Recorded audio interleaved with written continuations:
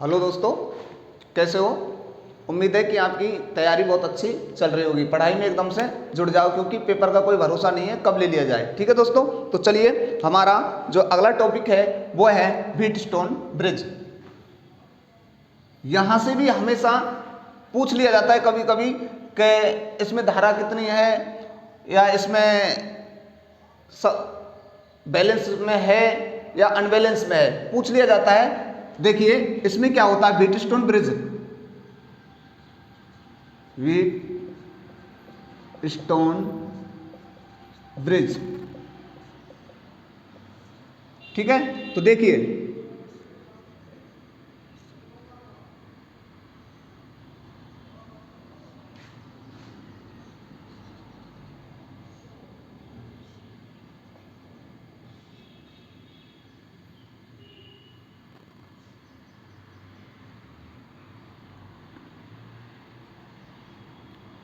ये P है, ये Q है, ये R है और ये S है।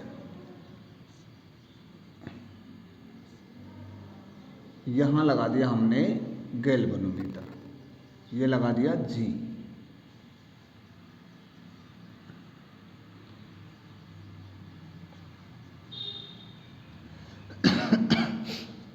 तो देखिए जो ये भुजा होती है, बहुत सी किताबों में क्या होता है, बहुत सी बुकों में, या जो बहुत से कोई और भी बहुत पढ़ाते हैं गुरुजी, तो देखिए क्या होता है उनमें,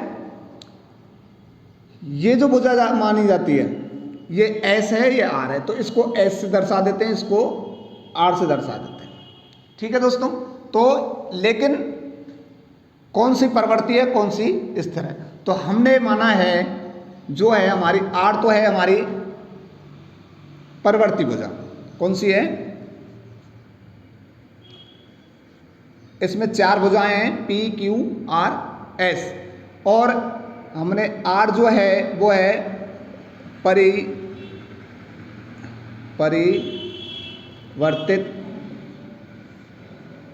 भुजा। ठीक है दोस्तों, S जो है वो है अज्ञात प्रतिरोध। ठीक है, जिस प्रतिरोध को हमको मान मापना है वो किस में लगाएंगे, यहां पे। ठीक है, तो इसमें चार भुजाएं होती हैं, P Q R S। अब देखिए जब प्रतिरोध, देखिए इसमें क्या है, जब व्हीटस्टोन ब्रिज में जब आमने सामने भुजाओं, विपरीत भुजाओं, जब विपरीत भुजाओं, यानी कि देखिए ये बैलेंस कंडीशन में कब होगा कि मान ये और ये और ये और ये, जब विपरीत भुजाओं, विपरीत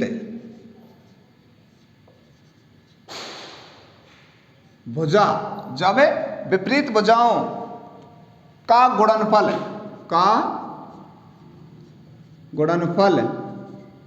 जब विपरीत भुजाओं का गुणनफल कैसा हो, बराबर हो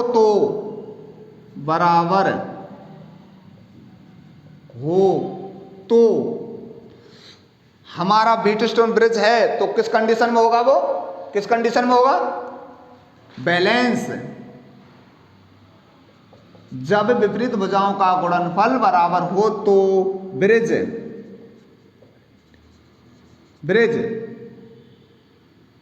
बैलेंस, BALANCE, बैलेंस अवस्था में होता है, अवस्था में होता है। यानी कि हम कह सकते हैं कि जब विपरीत भुजाओं का गुणनफल बराबर हो तो ब्रिज बैलेंस अवस्था में होता है। जब बैलेंस अवस्था में होगा तो इसमें से गैल्वेनोमीटर में से कोई भी धारा प्रवाहित नहीं होगी, यानी कि जीरो, I बराबर जीरो। कब? जब यह बैलेंस कंडीशन में है, यानी कि हम कह सकते हैं, अभी देखिए तो होता है तो कोई भी, अच्छा जो ये गैल्वेनोमीटर लगा है G, तो गैल्वेनोमीटर में कोई भी धारा प्रवाहित नहीं होती है। ठीक है दोस्तों, यानी कि क्वेश्चन पूछ लिया जाता है कि व्हीटस्टोन ब्रिज बैलेंस कंडीशन में है तो बताइए उसमें से कितनी धारा प्रवाहित होगी। कुछ भी नहीं, I बराबर 0। ठीक है, कुछ भी नहीं, I बराबर 0, यानी कि I की जो वैल्यू होगी वो 0। या पूछ लिया जाता है कि जब बैलेंस कंडीशन में है तो गैल्वेनोमीटर क्या विक्षेप देगा, तो कुछ भी नहीं, गैल्वेनोमीटर कोई विक्षेप नहीं देगा। या क्या रीडिंग देगा, तो कुछ भी नहीं, यानी कि I का मान क्या हो जाता है 0। यानी कि हम इसको कह सकते हैं जब विपरीत भुजाओं का योग कैसा हो, विपरीत भुजाओं का गुणनफल कैसा हो बराबर, यानी कि मान के चलो ये दे रखा है 10 ओम, ये दे रखा है 2 ओम। यहां से डायरेक्ट पूछ लिया जाता है क्वेश्चन, ये ऐसे मान भी रख देता है तो एक को पूछ लिया जाता है किसी को भी। ठीक है, तो ये क्या कर देते हैं हम, तो देखिए ये 2 ओम दे रखा है, ये 10 ओम दे रखा है, और ये मान के चलो 5 ओम दे रखा है, और ये दे रखा है हमारा 4 ओम। ठीक है, तो विपरीत भुजाओं का योग, सॉरी विपरीत भुजाओं का गुणनफल इसका इसका और इसका इसका। ठीक है, तो क्या हो गया 10 दूनी 20 बराबर 5 का 20, यानी कि 20, यानी कि इसमें से कोई भी धारा प्रवाहित नहीं होगी, कोई भी धारा प्रवाहित नहीं होगी। ठीक है, जब इसमें से धारा प्रवाहित होगी तो ये विक्षेप देगा, यानी वो अनबैलेंस कंडीशन में होगा। तो देखिए अगला पॉइंट है हमारा, जब विपरीत भुजाओं का गुणनफल बराबर नहीं होता है तो ब्रिज अनबैलेंस स्थिति में होता है। कैसा होता है वो दोस्तों, अनबैलेंस स्थिति में, यानी कि विपरीत भुजाओं का योग कैसा हो जाता है, यानी कि अब हम इसको यहां पे कह सकते हैं तो देखिए अनबैलेंस विपरीत भुजा P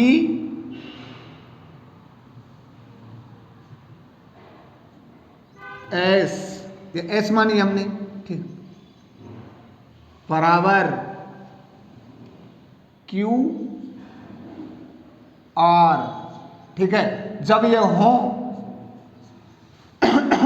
बराबर हो तो क्या क्या हो जाता है वो बैलेंस में, बैलेंस में हो जाता है।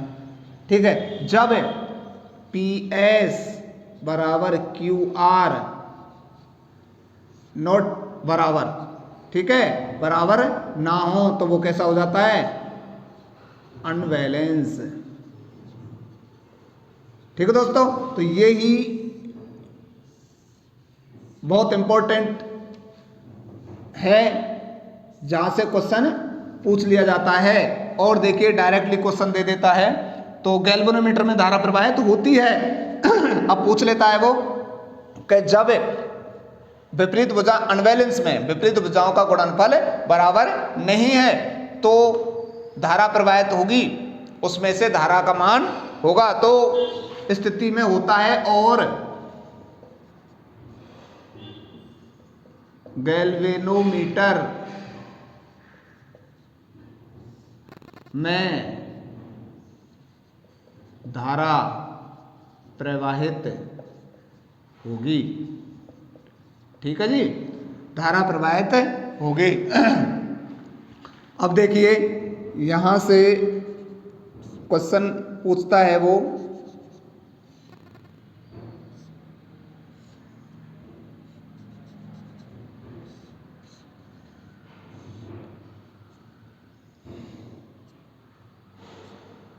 ये P है, ये Q है, ये R है और ये S है और ये है जी। तो देखिए हम यहाँ से सवाल कैसे निकालते हैं। विपरीत भुजा P और S बराबर R, ये हो गया QR। तो किसी ऐसे दे दे वो ओनली, तो इनमें से क्या होता है, इसका मान दे देगा, इसका मान दे देगा, इसका मान दे देगा और इसका मान पूछ लेगा। ठीक है दोस्तों, तो हम किसी का भी मान निकालें यहाँ से, तो ऐसे इसमें रख के हमारी ये परवर्ती भुजा है, ये हमारी क्या है, अज्ञात प्रतिरोध है। ये क्या है हमारा अज्ञात। तो S बराबर हो जाएगा, यहाँ से निकालेंगे तो QR/P।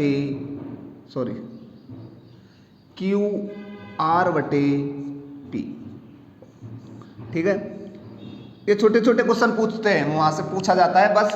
तो और देखिए गैल्वेनोमीटर जो है उसका यूज कहाँ करते हैं। गैल्वेनोमीटर का यूज जो होता है निम्न प्रतिरोध मापन में, निम्न इसका यूज है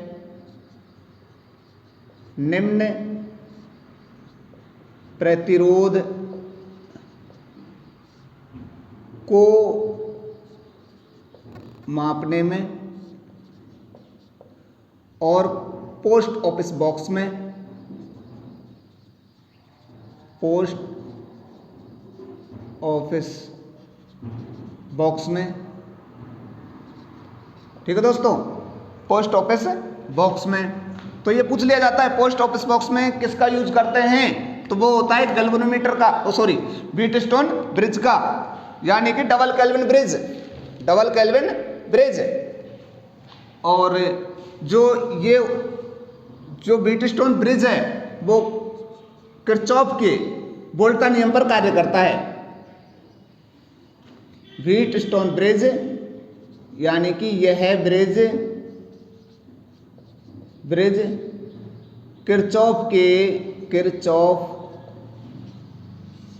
के वोल्टा नियम, यानी कि किरचॉफ का जो दूसरा नियम है KVL पर कार्य करता है, कार्य करता है। ठीक है दोस्तों, किस पे काम करता है यह ब्रिज, व्हीटस्टोन ब्रिज किस पे काम करता है, किरचॉफ के वोल्टा नियम पर काम करता है। तो देखिए दोस्तों, ये यहां से बहुत ही छोटा सा टॉपिक है, लेकिन यहां से हर बार एक क्वेश्चन पूछता है वो। ठीक है दोस्तों, ये बहुत ही इंपॉर्टेंट है परीक्षा की दृष्टि से, हर बार एक आध क्वेश्चन इसमें से पूछता है। व्हीटस्टोन ब्रिज में कितनी भुजाएं होती हैं, व्हीटस्टोन ब्रिज में, यानी ब्रिज कोई सा भी हो, चाहे AC हो या DC ब्रिज हो। AC ब्रिज में से भी क्वेश्चन पूछता है, जबकि वो आउट ऑफ सिलेबस है, उनको भी हम कराएंगे। और उनमें से खाली वही पूछता है कि यह ब्रिज किस काम आता है। एक आता है धारा को, एक आता है फ्रीक्वेंसी को मापने के लिए, एक आता है कैपेसिटेंस मापने के लिए, और एक आता है इंडक्टेंस मापने के लिए। ठीक है, और उनका अंतर देखने के लिए, तो वहां से उनको भी कराएंगे AC थ्योरी में। ठीक है, जब AC थ्योरी पढ़ेंगे उस टाइम कराएंगे।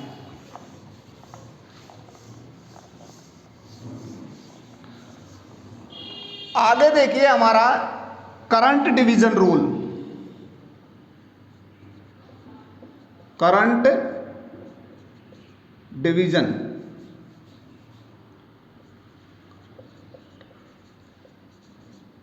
करंट डिवीजन रूल, यानी कि यह रूल तब लागू होगा जब केवल दो प्रतिरोध समांतर में लगे हों। कब लगे हों, समानांतर में। यह यानी कि जब दो प्रतिरोध, यह नियम तब लगता है जब केवल दो प्रतिरोध समांतर में लगे हों।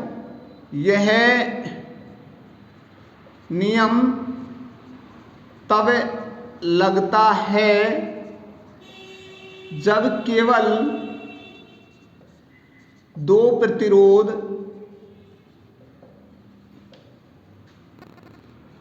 समानांतर में लगे हों, समानांतर में लगे हों। तो देखिए कैसे, केवल दो प्रतिरोध,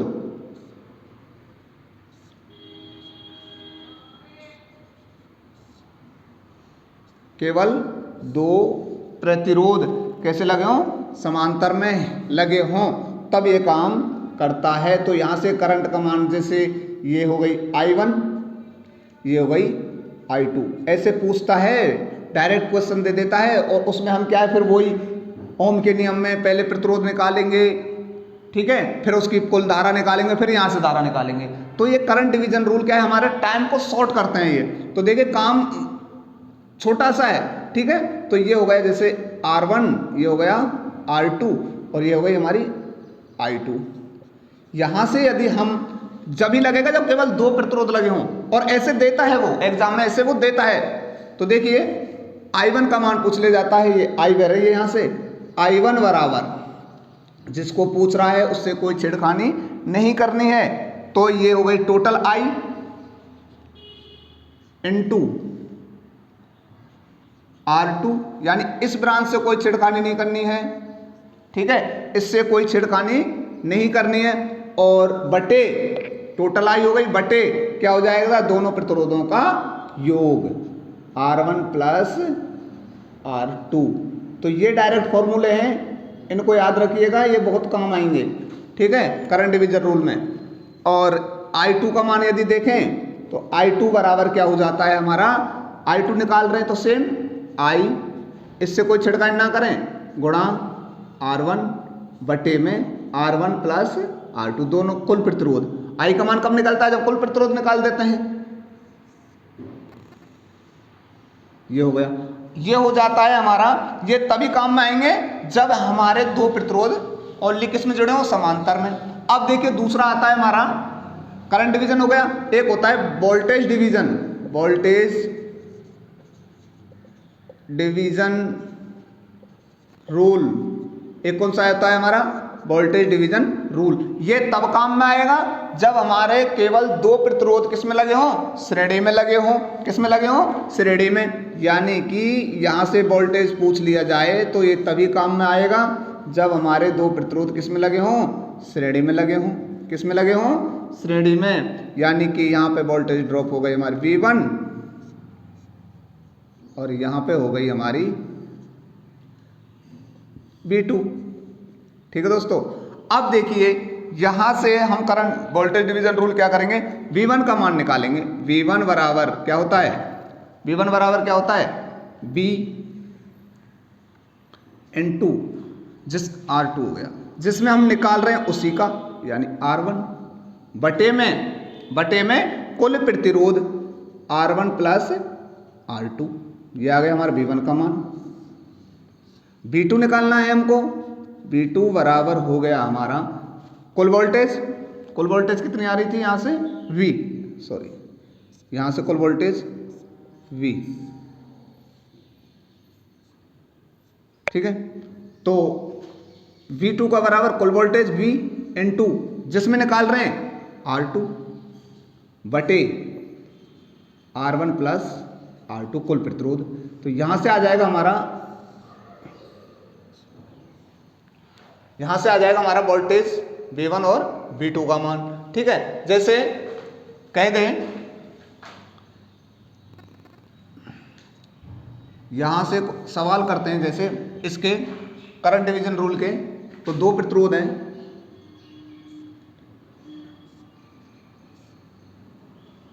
ठीक है। यहां पे क्या है, ये 2 ओम का है, ये 4 ओम का है, ठीक है जी, I1। और यहां से जो धारा प्रवाहित हो रही है वो हो रही है 10 एम्पियर। कितनी हो रही है, 10 एम्पियर, ठीक है, 10 एम्पियर।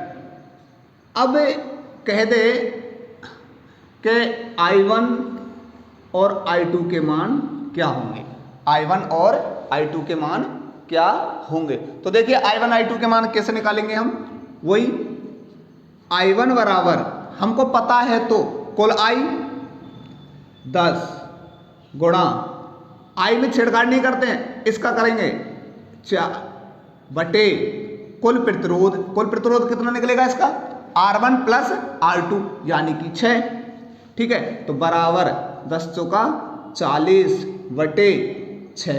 तो कितना आ गया भाई, कितना आ गया, 40/6 यानी कि हम कह सकते हैं इसको 20/3, ठीक है। यानी कि कितना गया 13 18 फिर 6 ठीक है एम्पियर। I2 का मान यदि हम यहाँ से निकालना है तो वही सेम 10 गुणा 2/6 यानी 20/6 10/3 कह सकते हैं 3.33 एम्पियर। तो कुल कितनी हो गई, वही हो गई 9 यानी 10 एम्पियर हो गई, ठीक है। तो ये होता है हमारा करंट डिवीजन रूल। ऐसे ही यदि हम बात करें वोल्टेज डिवीजन रूल की, तो यानी कि R1 R2 के मान हमको दे रखे हैं, ये दिए हुए होंगे। दो प्रतिरोध जब केवल श्रेणी में लगे हों और कोर वोल्टेज जो है हमारे यहाँ से वो जा रही है हमारे मान के चलो 24 वोल्ट की, 24 वोल्ट, और यहाँ R1 का मान दे रखा है हमारा 2 ओम और यहाँ दे रखा है 4 ओम। तो V1 और V2 के मान ज्ञात कीजिए। तो V1 बराबर क्या हो जाता है, V1 बराबर B इंटू 2, सॉरी तो सूत्र तो वही हमारा ये रहा, V1 बराबर हो जाता है टोटल V इंटू उसका R1 ये हो गया बटे में कुल प्रतिरोध 6 यानी कुल प्रतिरोध R1 प्लस R2। तो कितना आ गया, B का मान 24 गुणा और 24 गुणा R1 का मान 2 बटे में कुल प्रतिरोध कितना हो गया 6 कम 6 चौका 24 यानी कि 4 वोल्ट, ठीक है। V2 का मान देखिए सेम 24 8 वोल्ट, ठीक है। 24 गुणा 4 बटे दोनों का योग 6 चौका 24 और 4 चौका 16 वोल्ट, ठीक है। यानी 24 वोल्ट लगा है टोटल, देखिए 16 और 8 24 वोल्ट।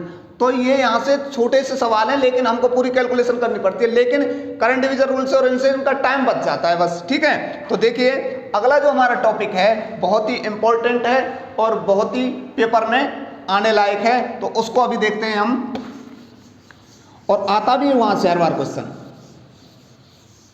तो देखिए